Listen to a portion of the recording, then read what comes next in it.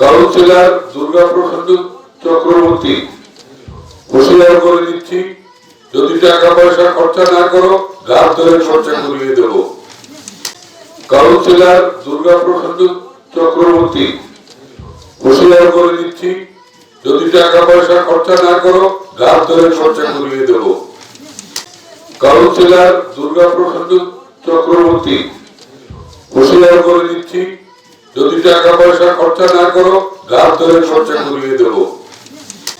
Councillor Durga প্রসাদ চক্রবর্তী, হুঁশিয়ার করে দিচ্ছি, যদি টাকা পয়সা খরচা না করো ঘাট ধরে খরচা করিয়ে দেব।